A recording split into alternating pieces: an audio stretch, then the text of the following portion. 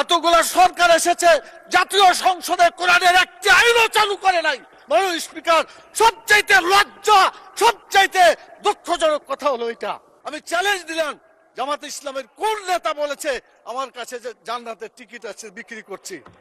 মাননীয় প্রধানমন্ত্রীকে জবাব দিতে হবে, বাংলাদেশে কেন নামাজ চালু করা হলো না? চাঁদাবাজ কোন দলের সদস্য হতে পারে না। চাঁদাবাজ চাঁদাবাজি, তাদেরকে ধরতে হবে, গ্রেপ্তার করতে হবে। অতএব আসুন বাংলাদেশে মানুষের আইনের কবর রচনা করে কোরআনের আইন প্রতিষ্ঠা করি রব্বুল আলামিন। তারপরে আমাদের আসল জায়গা, এখানে যা আলোচনা হচ্ছে সব দুনিয়া কেন্দ্রিকই আলোচনা হচ্ছে। আখিরাতে কি হবে এই চিন্তা কারো মনে নাই। আল্লাহ তাআলা সূরা আল ইমরানের 185 নম্বর আয়াতে বলেছেন, ফামান জুহজিহা আনিন নার ওয়া উদখিলাল জান্নাত ফাকাদ ফাজ। যে ব্যক্তি জাহান্নামের আগুন থেকে বাঁচতে পারলো সেই সত্যিকার সফল হবে, এবং জান্নাতে প্রবেশ করতে পারলো সেই সত্যিকার সফল হতে পারবে। মাননীয় স্পিকার, সংসদ লবিতে ঢোকার সময় আল্লাহর প্রতি পূর্ণ আস্থা এবং ঈমান, এটা দেখার পরে মনে হয় যে আল্লাহর প্রতি যদি ঈমান থাকে তাহলে তো আমাদের আইনের উৎস আল কোরআন, কোরআনের বিধান বাংলাদেশে চালু হওয়া উচিত ছিল। মাননীয় স্পিকার, 90% জন মানুষ যারা কোরআনে বিশ্বাস করে, এই কোরআনে যে বিধানগুলো আছে 6666টি আয়াতের মধ্যে নট লেস দ্যান 1000 আয়াত belong to the positive order and not less than 1000 ayat belong to the negative order. 1000 আয়াত আছে যেগুলো হাবোধক আইন, 1000 আয়াত আছে যেগুলো নাবোধক নিষেধ।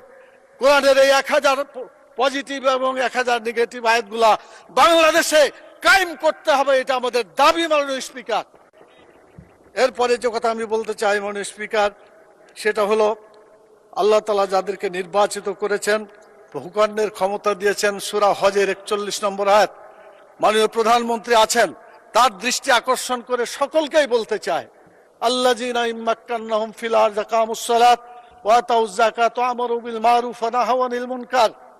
যারা রাষ্ট্র ক্ষমতা পাবে তারা দেশে নামাজ চালু করে মানুষের চরিত্র ভালো করে দেবে, এবং যাকাত চালু করে মানুষের ক্ষুধা, দারিদ্র্য, বেকারত্ব দেশ থেকে তারা বিতাড়িত করবে।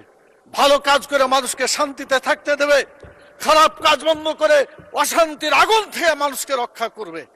কিন্তু দুর্ভাগ্য, আওয়ামী লীগ এসেছে 6 বার, বিএনপি 5 বার, জাতীয় পার্টি 2 বার, এতগুলা সরকার এসেছে, জাতীয় সংসদে কোরআনের একটি আইনও চালু করে নাই। মাননীয় স্পিকার, সবচাইতে লজ্জা, সবচাইতে দুঃখজনক কথা হলো এটা। আমরা চাই আমরা এদেশে কোরআনের আইন চালু করে মানুষকে মুক্তি দেব। আমি মাননীয় প্রধানমন্ত্রীকে বলবো, আপনাকেও জিজ্ঞাসা করা হবে, আমাকেও করা হবে, বাংলাদেশে কেন নামাজ চালু করা হলো না? কেন যাকাত চালু করে ক্ষুধা, দারিদ্র্য, বেকারত্ব দেশ থেকে দূর করা হলো না?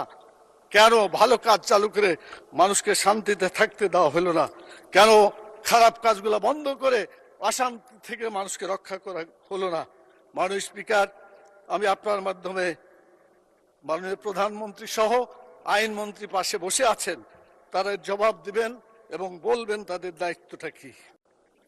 এরপরে যে কথাটা আমি বলতে চাই, মাননীয় স্পিকার, সময় কম দেওয়ার কারণে কোনটা বলি আর কোনটা বোঝা যাচ্ছে না।